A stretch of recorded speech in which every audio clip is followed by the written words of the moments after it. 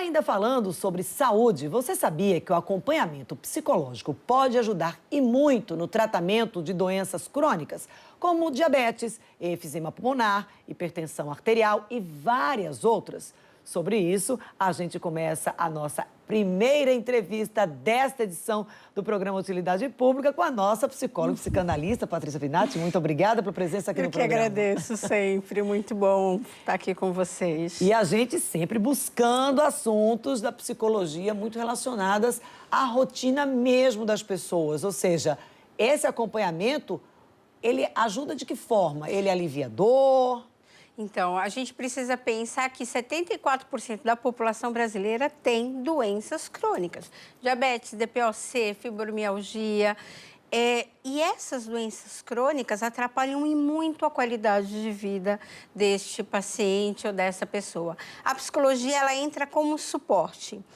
É importante dizer sempre que diagnóstico não é sentença.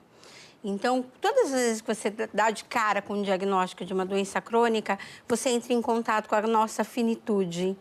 E isso mexe em aspectos internos muito importantes, aspectos psíquicos muito importantes. Mas isso não quer dizer que seja uma sentença, nem de morte, nem de vida. O que a gente, como equipe multidisciplinar, tenta e busca, junto com o paciente, e a psicologia está inserida nesse processo, é justamente buscar tratamentos e possibilidades que tragam uma qualidade de vida dentro daquele quadro. Isso é muito importante, porque esses quadros de patologia crônica, ele pode até desembocar em outros quadros de doenças mentais, como a própria depressão, o transtorno bipolar, né? Reverbera. E é para as pessoas identificarem de que forma isso na prática acontece, como funcionaria e de que forma esse acompanhamento psicológico ele pode ajudar a melhorar, trazendo qualidade de vida, como você começou, para uma pessoa, por exemplo, que tem hipertensão. Porque a pessoa que tem hipertensão, ela não vai ligar assim, tá, eu tenho hipertensão, então vou precisar tomar um remédio para hipertensão, vou para um cardiologista. Sim. Ela não pensa, olha, por que eu preciso de um psicólogo, de um acompanhamento psicológico para isso? Então, quando a pessoa recebe o diagnóstico, ela entra, às vezes, com alguns mecanismos de defesa. A negação é um importante, né? Então, eu estou hipertensivo. Ah, mas não importa. Não, nem estou, nem é tão importante assim.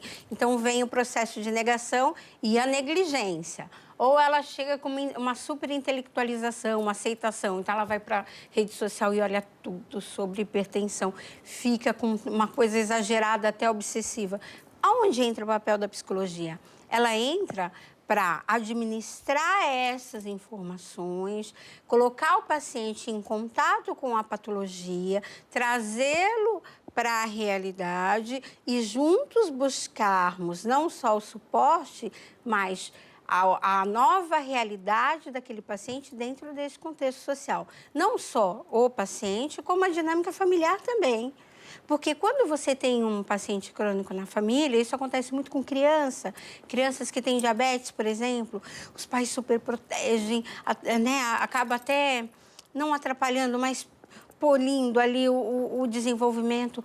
Então, você mexe com toda uma dinâmica familiar. Não, e não só criança, né? A questão do diagnóstico, diabetes em adolescentes, em pessoas na fase adulta, isso mexe muito, porque assim, você, mesmo de forma consciente, hoje em dia, quando você fala assim, não, eu preciso passar por um processo de reeducação alimentar, eu preciso fazer uma dieta, isso já mexe, né, com muita coisa, porque a pessoa vai mexer com aquela vontade, vai brigar com aquela vontade de querer comer determinados alimentos, tira o açúcar. Você imagina quando isso é obrigatório, sim, porque isso vai te trazer consequências físicas. E gera uma certa revolta, né? Eu já não quero mais sair, eu não quero ir para o aniversário, porque eu não vou poder comer. Precisa fazer essa adequação, né? E essa revolta inicial, às vezes ela é até interessante, alguns psicólogos, psicanalistas falam que essa revolta inicial ela é interessante porque ela pode ser uma força motriz para que você reaja àquele diagnóstico. Então, a psicologia, ela está sempre... Ela faz muito papel. Eu trabalhei na Unifesp, em São Paulo, e no Hospital Samaritano, no setor de hemodiálise e de cardiologia.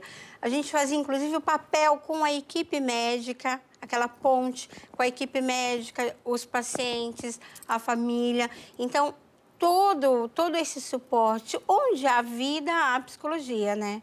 Então, é muito importante que a gente procure, sim, sempre que está com um diagnóstico de doença crônica, o que eu vou fazer com isso, né? Até porque a família inteira, Thalia, o mundo não vai parar porque você foi diagnosticado com a doença crônica. Você, por exemplo, vamos passar para a questão da hemodiálise. Você vai ter ali, vai ter a sua rotina, vai ter as suas limitações em ingestão de determinados alimentos.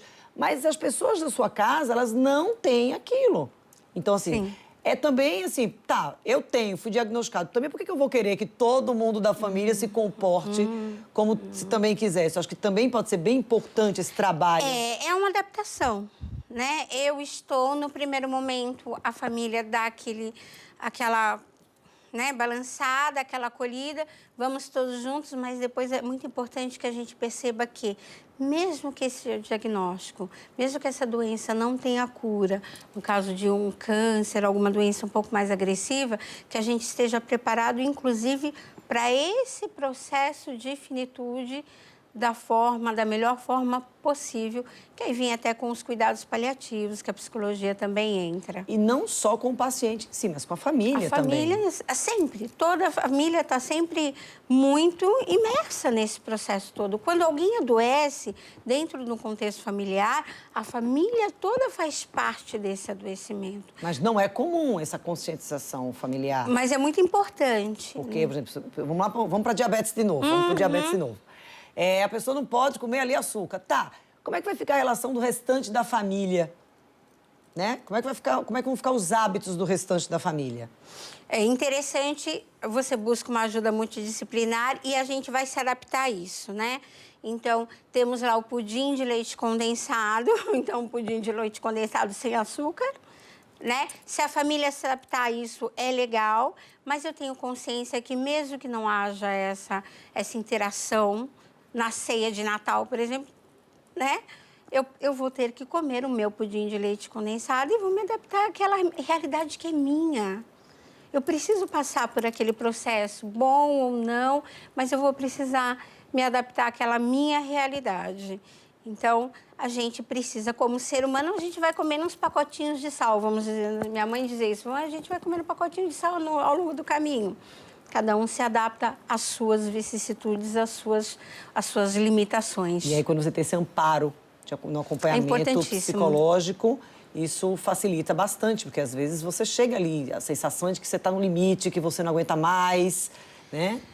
E isso desemboca em questões emocionais muito importantes, porque só eu não posso, porque a gente sempre tem essa ideia, né, de que só eu, né? Só eu, sempre aquela questão do egocentrismo, daquele narcisismo.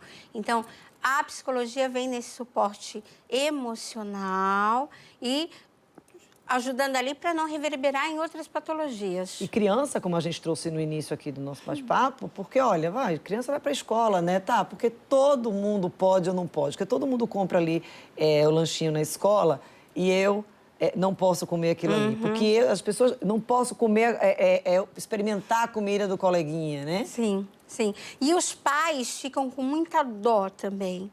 Então, essa aceitação, muitas vezes, precisa ser primeiro dos pais.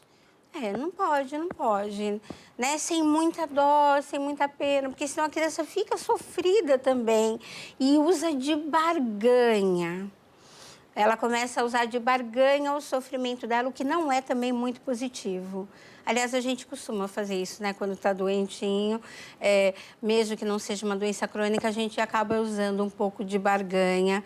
No começo, a gente precisa mesmo desse acolhimento, mas depois a gente precisa enfrentar a realidade. E olha, quando a gente está falando da importância desse acompanhamento psicológico para esses pacientes diagnosticados com doenças crônicas, a gente precisa entender que o caminho é longo, tá? A doença é crônica. É tá? longo e às vezes sem cura, muitas vezes, e com episódios de tratamento. Então, ou você tem tratamento para o resto da vida, ou então, como a asma.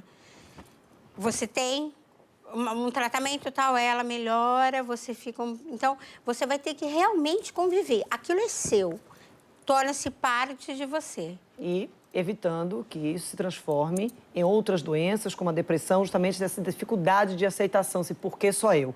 Patrícia, muito obrigada Eu que pela agradeço. presença aqui no Utilidade Obrigada a Pública. vocês. Vai estar sempre Uma delícia voltando, aqui. a gente está sempre aqui batendo papo, sempre com novos temas. Mas a entrevista acabou, você não sai daí que daqui a pouco a gente volta.